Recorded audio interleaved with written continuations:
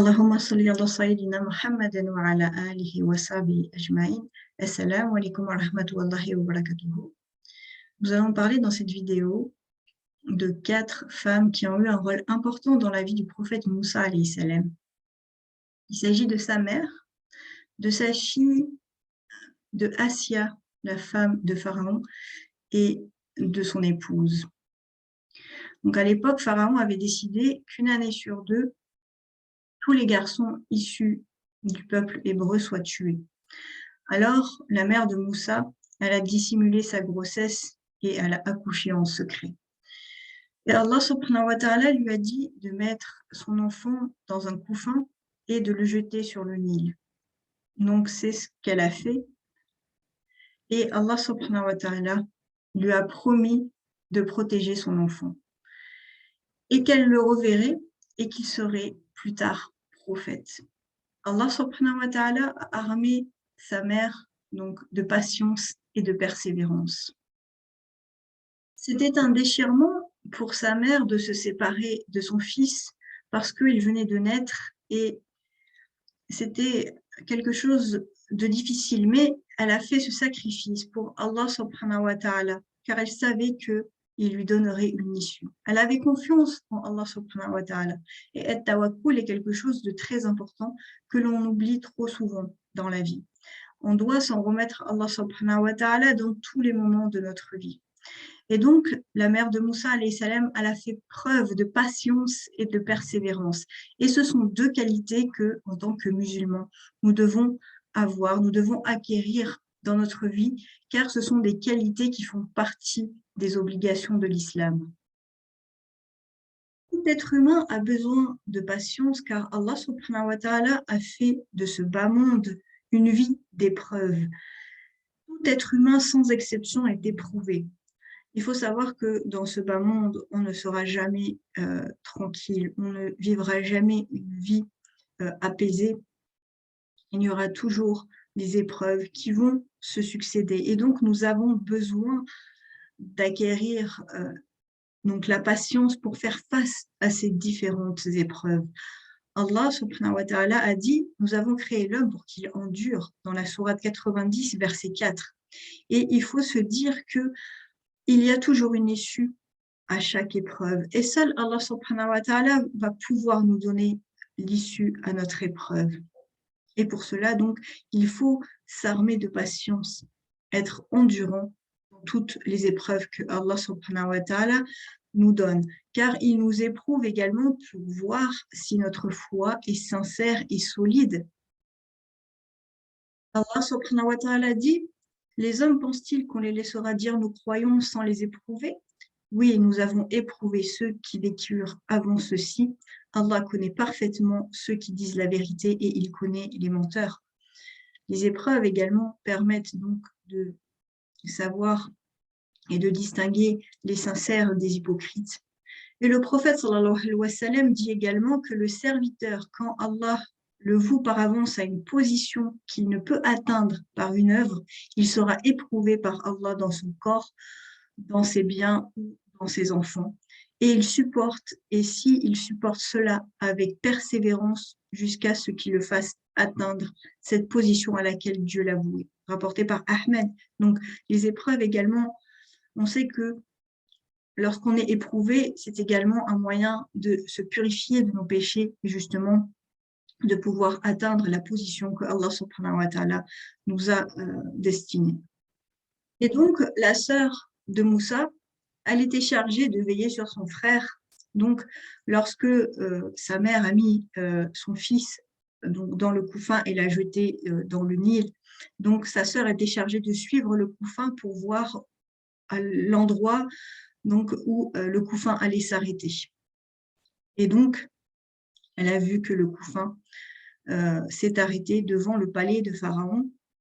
Et c'est Assia, donc la femme de Pharaon, qui a recueilli Moussa, alayhi salam, et donc elle a convaincu son mari de le garder. Mais le problème, c'est que Moussa, alayhi salam, il refusait d'être nourri par toutes les nourrices que Assia avait embauchées. Donc, elle se mit à chercher une nouvelle nourrice pour allaiter Moussa alayhi salam. Donc, elle continuait ses recherches et donc sa sœur a entendu justement que Assia recherchait une nourrice et elle en fit part à sa mère et elle lui dit qu'il fallait qu'elle se fasse passer pour une nourrice et donc elle pourrait revoir, ce serait de cette manière-là qu'elle pourrait rester auprès de son fils. Et donc, c'est ce qu'elle a fait.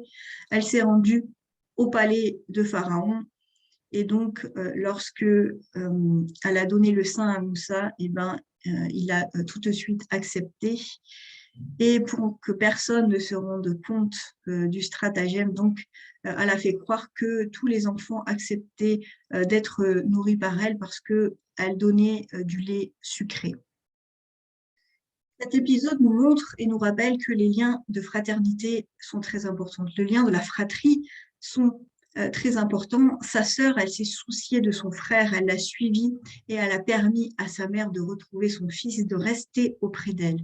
Et donc, entre frères et sœurs, il ne doit pas y avoir de concurrence, il ne doit pas y avoir de jalousie, seulement de l'amour, d'être là les uns pour les autres dans chaque épreuve. Et on peut voir également donc, que sa sœur, elle a été présente pour sa mère dans cette épreuve. Et cela nous rappelle également que l'on doit être présent pour nos parents lorsqu'ils donc font face à des épreuves. On doit être là pour les soutenir, pour les aider, pour trouver avec eux des solutions pour pouvoir justement surmonter ces épreuves.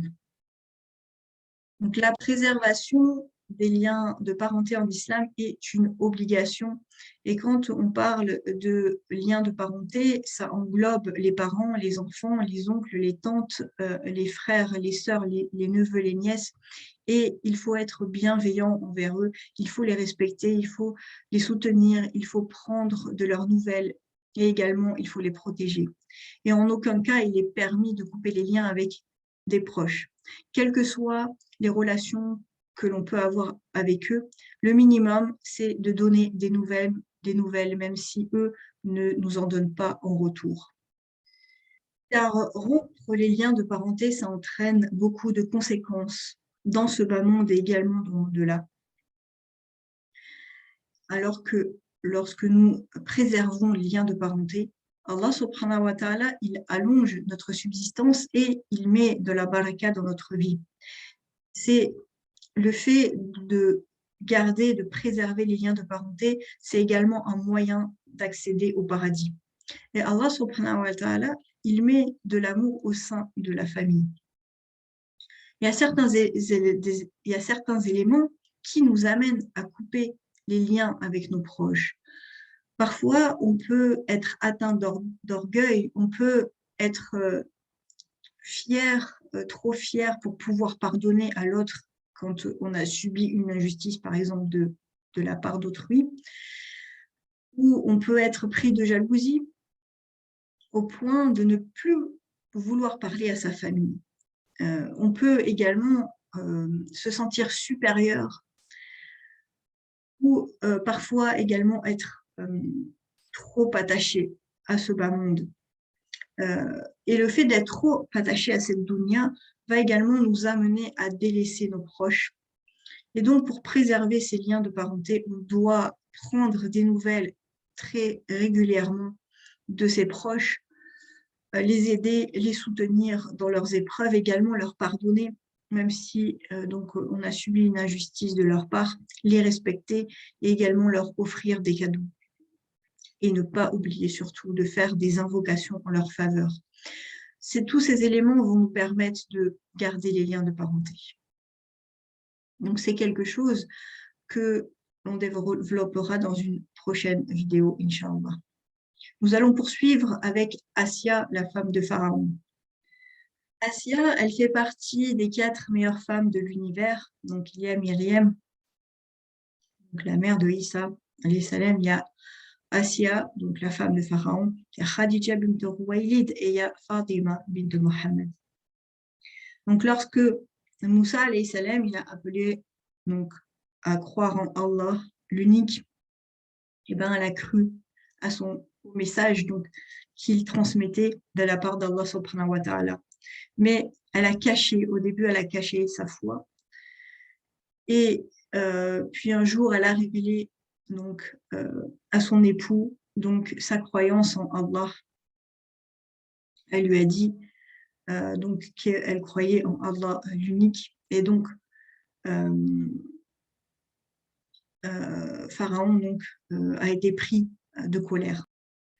Il a été tellement pris de colère qu'il a décidé de torturer son épouse.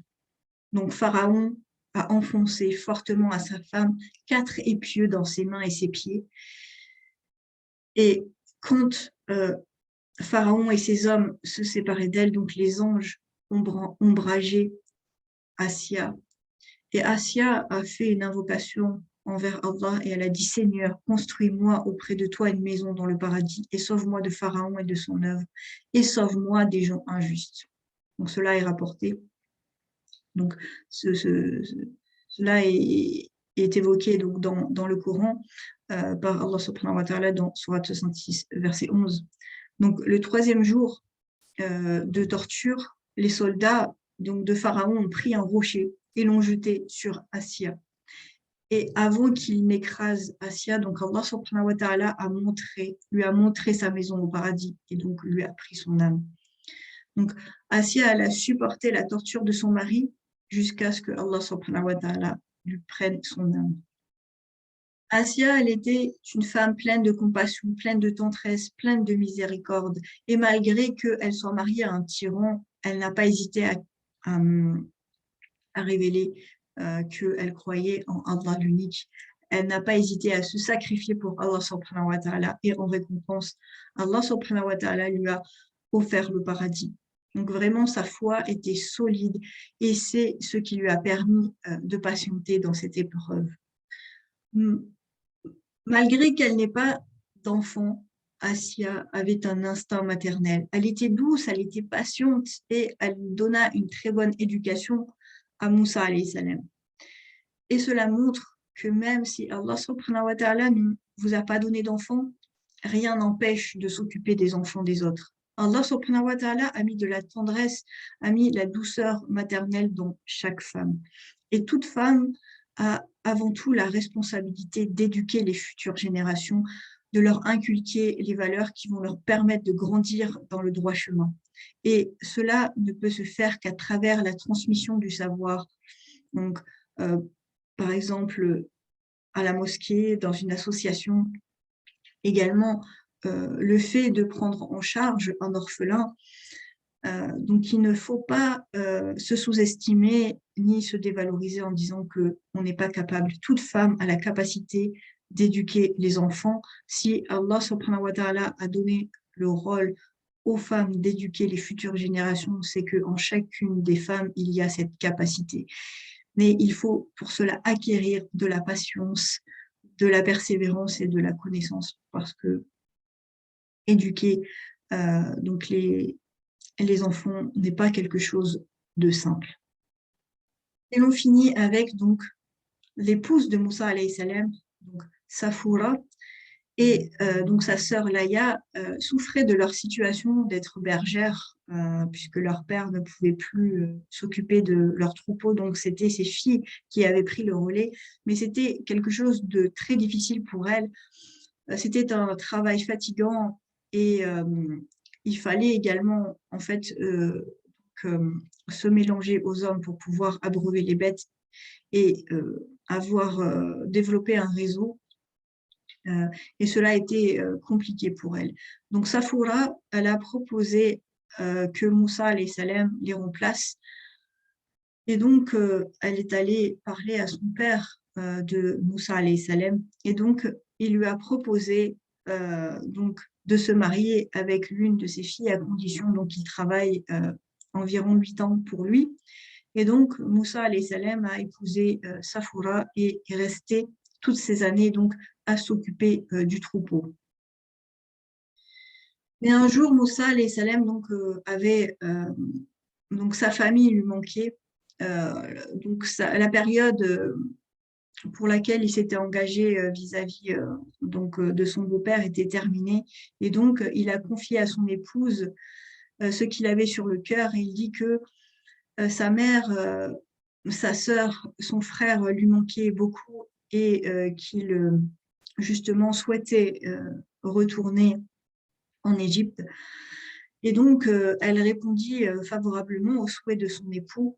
Et donc, ils se sont préparés avec ses deux enfants et également, donc, Safoura, à cette période, était enceinte. Et donc, ils entamèrent leur route pour rejoindre l'Égypte. Et c'est sur le chemin donc, que Moussa alayhi salam reçut la révélation. Et donc là, on peut tirer un enseignement, c'est que Moussa alayhi salam, il s'est confié à son épouse. Et nous aussi, en tant qu'épouse, on doit avoir ce rôle. Notre époux doit pouvoir trouver une écoute attentive lorsqu'il en a besoin, tout comme l'époux doit être attentif envers son épouse. On ne doit pas être égoïste, car vivre en couple, ça demande des sacrifices. Et Moussa alayhi salam, donc, lorsqu'il n'était pas bien, que sa famille lui manquait, et ben, tout comme il avait fait le sacrifice d'épouser Safoura, en échange, en contrepartie de travailler pour son beau-père pendant 8 ans, et ben, c'était au tour de son épouse de faire des sacrifices, de tout lâcher, de s'éloigner de son père et de sa sœur pour aller vivre auprès de la famille de son mari. Et cela en recherchant la satisfaction d'Allah subhanahu wa ta'ala, sa récompense. Et nous devons également être prêts à faire des sacrifices pour notre conjoint. Et c'est pour cela qu'il ne faut pas s'attacher aux choses matérielles.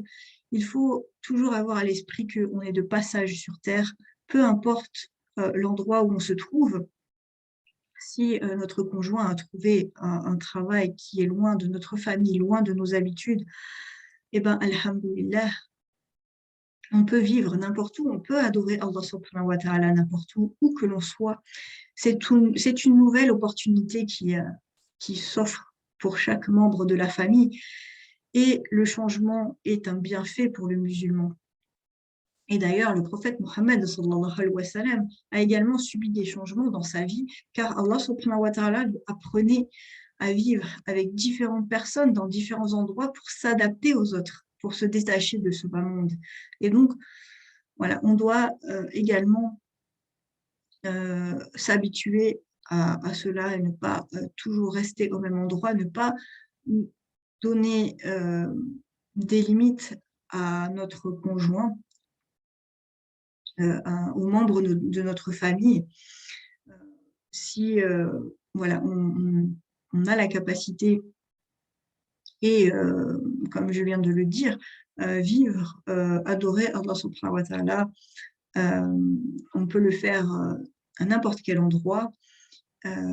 Et si les deux personnes dans le couple travaillent et que l'un a une opportunité très intéressante ailleurs, cela n'empêche pas pour l'autre de retrouver également quelque chose de meilleur à un autre endroit. On ne doit pas rester attaché à un endroit précis. Il faut savoir également bouleverser ses habitudes.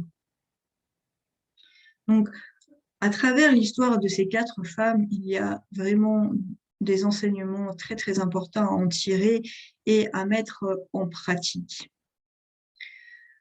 سبحانك اللهم وبحمدك أشهد أن لا إله إلا أنت أستغفرك وأتوب إليك. السلام عليكم ورحمة الله وبركاته.